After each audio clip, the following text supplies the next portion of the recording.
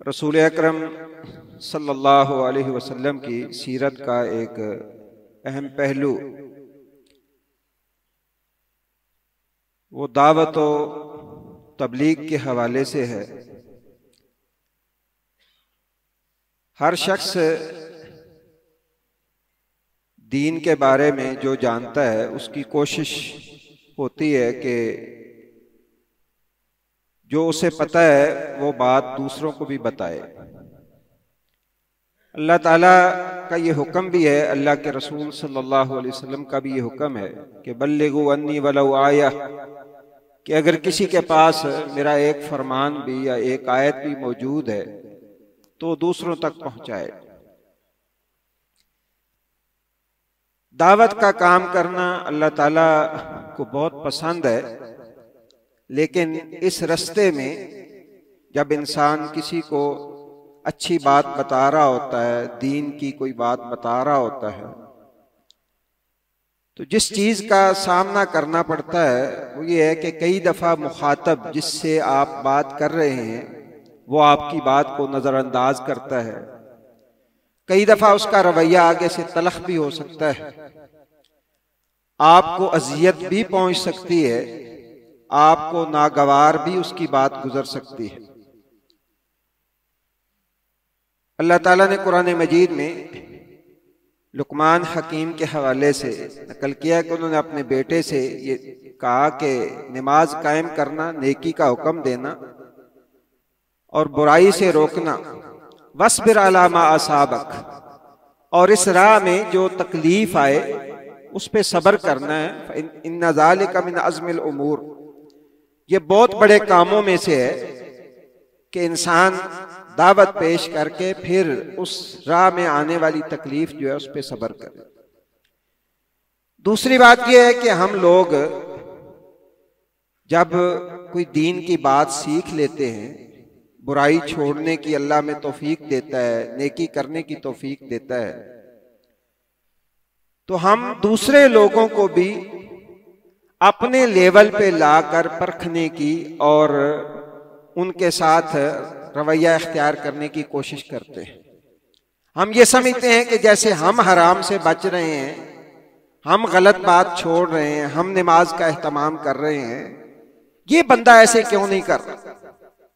ये एक फितरी बात है जो हर दीन की तरफ माइल और दीन पे लगे हुए इंसान के दिल में होनी चाहिए। ये ईमान का एक हिस्सा है। लेकिन इस मौके पे भी सब्र का दामन जो है वो नहीं छोड़ना। नबी करीम सल्लल्लाहु अलैहि वसल्लम की सीरत हमें ये बताती है कि हमारा काम और हमारी जिम्मेदारी हिकमत और दानाई के साथ लोगों को हक और सच्ची बात बताना है, बस। इससे आगे हमें ना कुछ कहने का इख्तियार है ना कुछ करने का इख्तियार है। अगर कुछ कहेंगे करेंगे तो हो सकता है दूसरे की आकबत संवारते संवारते हम अपनी आकबत जो है उसको तबाह कर लें। दूसरी बात यह है कि नबी सल्लल्लाहु अलैहि वसल्लम का जो दावत का उसलूब है वो समझना बहुत जरूरी है। आप सल्लल्लाहु अलैहि वसल्लम की दावत में जो चीज नुमाया है, आप आपकी सारी सीरत पढ़ के देख लें, कभी भी आपने किसी एक शख्स को, उसकी जात को टॉर्चर नहीं किया। आप पूरी सीरत का मुताला करके देख लें, कभी भी ऐसा नहीं हो आपको मिलेगा कि रसूलुल्लाह सल्लल्लाहु अलैहि वसल्लम ने किसी की जात को सामने रखकर उसको टॉर्चर किया हो। पहली बात जो है उसकी एक मिसाल आपको देता हूं कि हमें दूसरा अगर नहीं मान रहा है, जिद पे अड़ा हुआ है, तो हमें सब्र का मुजाहरा करना है और अपनी दावत को जारी रखना है। सैयदना अबू हुरैरा रज़ी अल्लाह ताला अन्हु की हदीस है कि रसूलुल्लाह सल्लल्लाहु अलैहि वसल्लम ने फरमाया, बनी इसराइल के दो भाई थे, यानी दोस्त आपस में। एक जो है काना मुजतहिदन, वो नेकी के कामों में बहुत मेहनत करता था। वकान अल आखर मुज़निबन, और दूसरा जो है वो गुनाह के ऊपर जरी था, वो गुनाह करता था। ये नेक शख्स उसको अक्सर कहता रहता कि ये गुनाह करने छोड़ दो। एक दिन उसने उस अपने गुनाहगार दोस्त और भाई को ये कहा कि अल्लाह से डरो और ये गुनाह छोड़ दो। वो कहने लगा ये मेरा और मेरे रब का मामला है, दानी व रब्बी, मुझे मेरे रब के ऊपर छोड़ दो। तुम जो है वो मुझे इस तरह जो है वो नसीहत ना करो, ये मेरा मामला है, जाती मामला, मैं जानूं और मेरा रब जाने। ये बात अगरचे गलत है, नबी सल्लल्लाहु अलैहि वसल्लम ने ऐसा कहने से बड़ा सख्त मना फरमाया ये बहुत बड़े गुनाहों में से है कि कोई किसी शख्स को कोई नसीहत करे, वो कहे कि अल्लाह से डर जा और वो कहे कि तू मुझे मेरे हाल पे छोड़ दे। फरमाया ये सबसे सख्त कलमा है जो अल्लाह की नाराजगी का बायस बनता है। लेकिन उस शख्स ने जो अगली बात कही, उसे चाहिए था इस पे सब्र कर जाता, खामोश हो जाता, लेकिन उसने आगे से कहा वल्लाहि ला यगफिरुल्लाहु लका, अल्लाह की कसम अल्लाह तुझे नहीं बख्शेगा, अल्लाह तुझे जन्नत में दाखिल नहीं करेगा। रसूलुल्लाह सल्लल्लाहु अलैहि वसल्लम ने फरमाया वक्त आया, दोनों की रूह कब्ज़ हो गई, दोनों को अल्लाह रब्बुल इज्जत ने अपने सामने खड़ा किया और जिसने कहा था कि अल्लाह की कसम अल्लाह तुझे नहीं बख्शेगा, अल्लाह ताला ने उससे पूछा कि क्या मैंने ये बात कही थी? तुमने ये बात कहां से कही? तेरे पास क्या अथॉरिटी थी कि तू कहता कि अल्लाह इसे नहीं बख्शेगा? मन यतअल्ला अलैया, मेरे ऊपर कसम कौन खा सकता है? और जो गुनाहगार था उसे कहा जाओ तुम मेरी रहमत से जन्नत में चले जाओ, और दूसरे के बारे में हुक्म दिया कि इसको दोज़ख में डाल दो। ये इस कदर जो है वो शदीद मामला है। हम तो बड़े तड़ल्ले के साथ लोगों को दोज़ख में भी भेज देते हैं और जन्नत के अंदर भी भेजने के हमारे पास सर्टिफिकेट होते हैं। सैयदना उस्मान बिन मज़ून रज़ी अल्लाह तआला अन्हु फौत हो गए, तो उनकी वालदा ने कोई ऐसी बात कर दी कि अब तो जो है ना ये सआदतमंद और जन्नतों के अंदर ही है। तो नबी सल्लल्लाहु अलैहि वसल्लम ने पूछा तुम्हें किसने बताया है? तेरे पास क्या सबूत है? उसे किसी वजह से रोक लिया गया तो फिर कहने लगी अल्लाह के रसूल, अल्लाह और उसका रसूल बेहतर जानता है, मुझे इस बात का इल्म नहीं। तो आपने फरमाया कि मुझे अल्लाह से उम्मीद है, अल्लाह से उम्मीद है कि अल्लाह उसके साथ खैर वाला मामला करेगा। ये कहना कि ये बंदा सीधा जन्नत के अंदर गया है जी, इसका तो ये तो पक्का जन्नती है, ये अल्फाज इस तरह के नबी सल्लल्लाहु अलैहि वसल्लम ने इनसे भी मना किया। दूसरी जो बात है कि किसी की जात को टार्चर करके दावत का काम मोहम्मद रसूलुल्लाह सल्लल्लाहु अलैहि वसल्लम ने नहीं किया। एक गुनाह की मिसाल देता हूं जिनमें से हम से अक्सरियत जो है उसकी मुर्तकिब हो जाती है, शलवार टखनों से नीचे लटका। जब उमूमी दावत थी, नबी सल्लल्लाहु अलैहि वसल्लम ने उमूमी दर्स दिया तो फरमाया 3 लोग ऐसे हैं ला यंजुरुल्लाहु इलैहिम वला युज़क्कीहिम, अल्लाह उनकी तरफ देखेगा भी नहीं, कलाम भी नहीं करेगा, वलहुम अज़ाबुन अलीम, उनके लिए दर्दनाक अजाब है। उनमें से एक अलमुस्बिलु इज़ारहु, फरमाया वो है जो शलवार टखनों से नीचे लटकाता है।